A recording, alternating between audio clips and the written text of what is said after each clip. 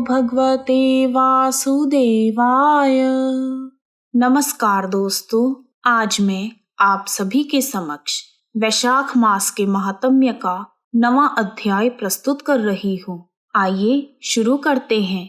बोलो बांके बिहारी लाल की जय। जय श्री कृष्णा। तब व्याध ने पूछा, हे ब्राह्मण, आपने पहले कहा था कि वैशाख मास में भगवान विष्णु की प्रीति के लिए कल्याणकारी भागवत धर्मों का विशेष रूप से पालन करना चाहिए। ये भगवान विष्णु कौन हैं? उनके क्या लक्षण हैं? उनकी सत्ता में क्या प्रमाण है? तथा वह सर्वव्यापी भगवान किनके द्वारा जानने योग्य हैं? हे महामते, मैं आपका किंकर हूँ, मुझे यह सब बातें बताइए। व्याध के इस प्रकार पूछने पर ब्राह्मण शंख ने रोग शोक से रहित संपूर्ण जगत के स्वामी भगवान नारायण को प्रणाम करके कहा, हे व्याध, भगवान समस्त शक्तियों का आश्रय, संपूर्ण गुणों की निधि तथा सबके ईश्वर बताए गए हैं। वह निर्गुण, निष्कल तथा अनंत हैं। सत, चित और आनंद यही उनका स्वरूप है। यह जो चराचर जगत है अपने अधीश्वर और आश्रय के साथ नियत रूप से उनके वश में है, जिससे इसकी उत्पत्ति, पालन, संहार, पुनरावृत्ति तथा नियमन आदि होते हैं। प्रकाश, बंधन, मोक्ष और जीविका, इन सब की प्रवृत्ति भगवान विष्णु से ही होती है। वे ही विद्वानों के सर्वव्यापी परमेश्वर हैं। ज्ञानी पुरुषों ने उन्हीं को साक्षात परब्रह्म कहा है। वेद, शास्त्र, स्मृति, पुराण, इतिहास, पांचरात्र और महाभारत, यह सब विष्णु स्वरूप हैं।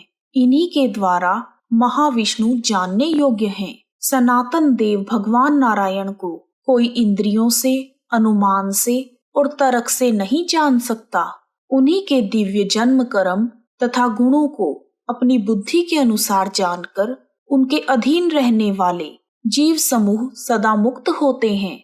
यह संपूर्ण जगत प्राण से उत्पन्न हुआ है, प्राण स्वरूप है, प्राण रूपी सूत्र में पिरोया हुआ है तथा प्राण से ही चेष्टा करता है। सबका आधारभूत यह सूत्रात्मा प्राण ही विष्णु है। प्राणहीन जगत का अस्तित्व नहीं है। प्राणहीन कोई भी वस्तु वृद्धि को प्राप्त नहीं होती। इस कारण प्राण सभी जीवों में श्रेष्ठ, सबका अंतरात्मा और सर्वाधिक बलशाली है। प्राण सर्वदेवात्मक है। वह भगवान वासुदेव का अनुगामी तथा उन्हीं में स्थित है। मनीषी पुरुष प्राण को महाविष्णु के बल बताते हैं। महाविष्णु के महात्म्य और लक्षण को इस प्रकार जानकर मनुष्य पूर्व बंधन का अनुसरण करने वाले अज्ञानमयी लिंग को उसी प्रकार त्याग देता है जैसे सर्प पुरानी केंचुल को त्यागता है। लिंग देह का त्याग करके वह परम पुरुष भगवान नारायण को प्राप्त होता है। शंख मुनि की कही हुई यह बात सुनकर व्याध ने पूछा, हे ब्राह्मण, यह प्राण जब इतना प्रभावशाली है और इस समस्त जगत का गुरु एवं ईश्वर है, तब त्रिलोकी में इसकी महिमा प्रसिद्ध क्यों नहीं हुई? तब शंख मुनि ने कहा, प्राचीन समय में प्राण अश्वमेध यज्ञों द्वारा भगवान नारायण का यज्ञ करने के लिए गंगा के तट पर गया। अनेक मुनियों के साथ उसने फलों के द्वारा पृथ्वी का शोधन किया। उस समय बांबी की मिट्टी में महात्मा कर्ण समाधि में लीन हुए छिपकर बैठे थे।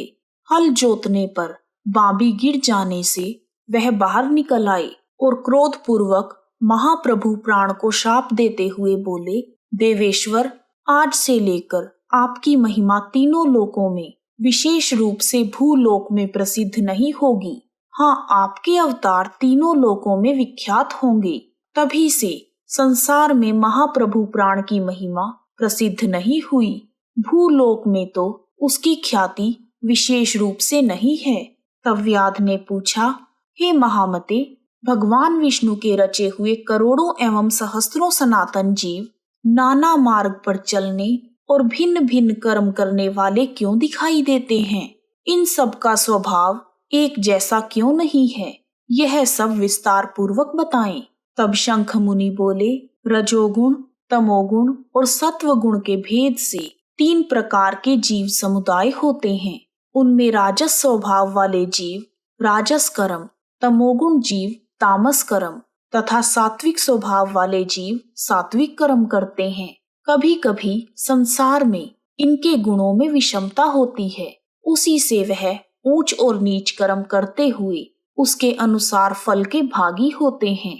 कभी सुख, कभी दुख और कभी दोनों को ही ये मनुष्य गुणों की विषमता से प्राप्त करते हैं।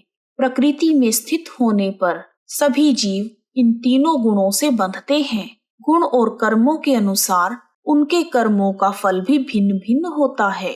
जैसे माली बगीचे में लगे हुए सभी वृक्षों को समान रूप से सींचता है और एक ही कुएं के जल से सभी वृक्ष पलते हैं, तब भी वह सब अलग अलग स्वभाव को प्राप्त होते हैं।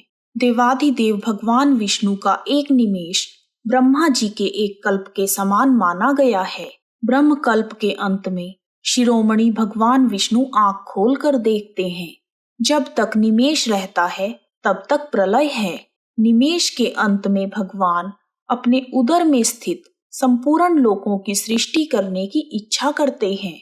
सृष्टि की इच्छा होने पर भगवान अपने उदर में स्थित हुए अनेक प्रकार के जीव समूहों को देखते हैं। उनकी कुक्षी में रहते हुए सभी जीव उनके ध्यान में स्थित होते हैं, अर्थात कौन जीव कहाँ किस रूप में है, इसकी स्मृति भगवान को सदा बनी रहती है। भगवान विष्णु चतुर्व्यूह स्वरूप हैं।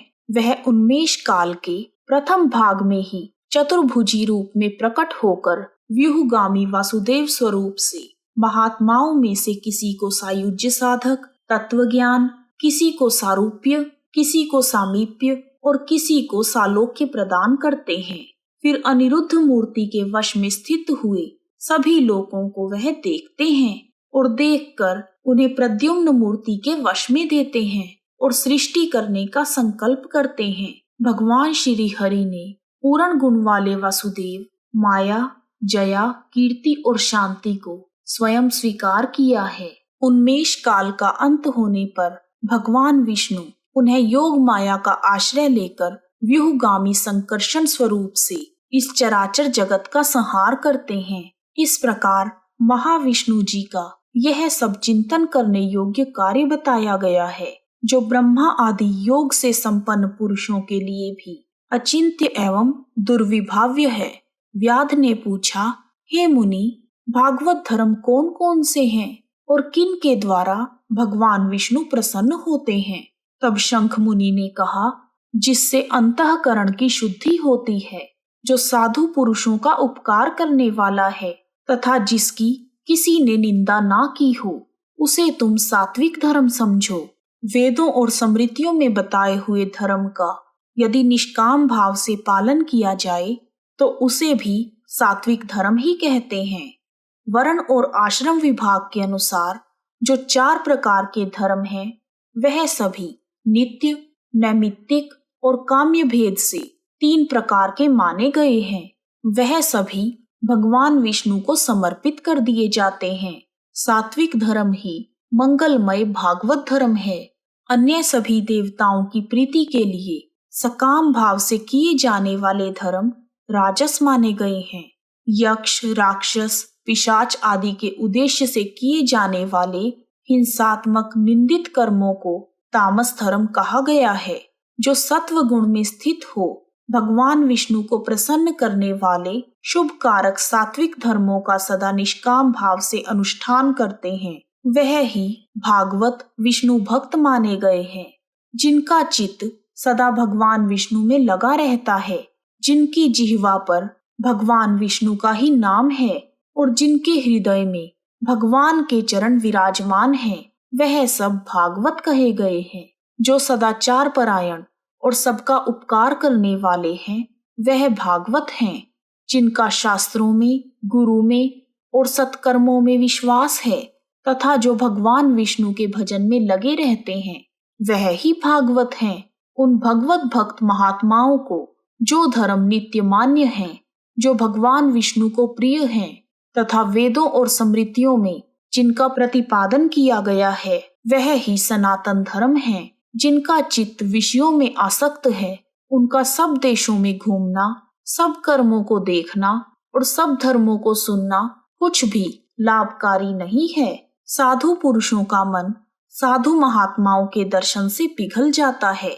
निष्काम पुरुषों द्वारा श्रद्धा पूर्वक जिसका सेवन किया जाता है तथा जो भगवान विष्णु को प्रिय है वह भागवत धर्म है। भगवान विष्णु ने क्षीर सागर में सबके हित की कामना से भगवती लक्ष्मी जी को दही से निकाले हुए मक्खन की भांति सब शास्त्रों के सारभूत वैशाख धर्म का उपदेश दिया है। जो दंभ रहित होकर वैशाख मास के व्रत का अनुष्ठान करता है वह सभी पापों से रहित हो सूर्य मंडल को भेद कर भगवान विष्णु के परम धाम में जाता है। इस प्रकार शंख मुनि के द्वारा भगवान विष्णु के प्रिय वैशाख मास के धर्मों का वर्णन होते समय वह 5 शाखाओं वाला वट वृक्ष तुरंत ही भूमि पर गिर गया। उस वृक्ष की खोखल में एक विकराल अजगर रहता था। वह भी पाप योनि शरीर को त्याग कर तत्काल ही दिव्य स्वरूप होकर शीश झुकाकर शंख के सामने हाथ जोड़कर खड़ा हो गया। बोलो विष्णु भगवान की जय। इस प्रकार वैशाख मास के महात्म्य का 9वां अध्याय पूर्ण हुआ। यदि आपको वीडियो पसंद आया है तो कमेंट बॉक्स में ओम नमो भगवते वासुदेवाय नमः लिखना ना भूलें। आप सभी का हार्दिक धन्यवाद। जय श्री विष्णु भगवान। हरि बोल हरि बोल हरि हरि बोल।